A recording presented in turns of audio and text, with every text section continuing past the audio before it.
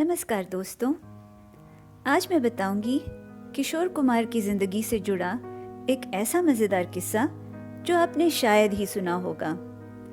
किशोरदा बड़े ही खुश मिजाज और जिंदा दिल टाइप के इंसान थे, पर उनकी इसी हंसी मजाक की आदत से उनकी फिल्मी दुनिया में ऐसी रेपुटेशन बन गई थी कि वो अजीबोगरीब हरकतें करते हैं। एक इंटरव्यू में जब उनसे पूछा गया इस रेपुटेशन के बारे में, तो उन्होंने इसके जवाब में ये किस्सा सुनाया। एक बार उन्होंने अपने घर में एक इंटीरियर डेकोरेटर को बुलाया घर की साज सजावट के लिए। ये इंटीरियर डेकोरेटर उनके घर पहुंचा भारी गर्मी में 3 पीस वुलन सूट पहनकर।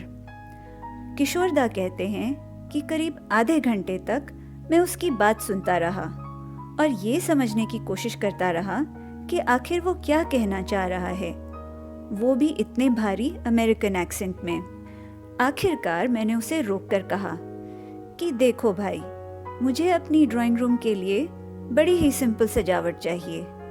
मुझे चाहिए कमरे में भरा हुआ कई फीट गहरा पानी और सोफों की जगह चाहिए बैठने के लिए इसी पानी में तैरती हुई नाव।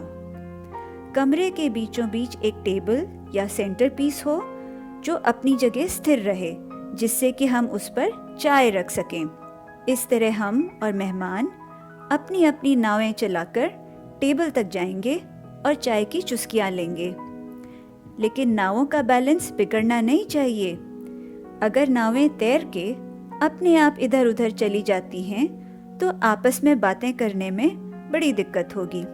ये बात सुनकर वो इंटीरियर डेकोरेटर चौंक गया और इसके बाद किशोरदा ने जब बताया कि उन्हें अपनी दीवारों की सजावट कैसे चाहिए, तो उस डेकोरेटर के रोंगटे खड़े हो गए।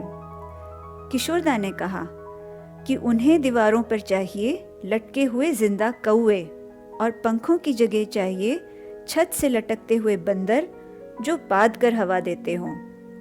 ये सुनकर वो डेकोरेटर वहां से ऐसा भागा कि लौटकर कभी वापस ही नहीं आया। आगे किशोरदा कहते हैं, तुम ही बताओ इसमें अजीब क्या है। अगर वो शख्स भारी गर्मी में 3 पीस वुलन सूट पहनकर आ सकता है, तो क्या मैं अपनी दीवारों पर कौवे नहीं लटका सकता? तो ये था किशोरदा की ज़िंदगी का एक अजीबोगरीब किस्सा। अगर आप किशोरदा के ऐसे ही और अनसुने किस्से जानना चाहते हैं तो सब्सक्राइब करें मेरा चैनल और बेल आइकन प्रेस करना ना भूलें। फिर मिलते हैं अगले वीडियो में। नमस्कार।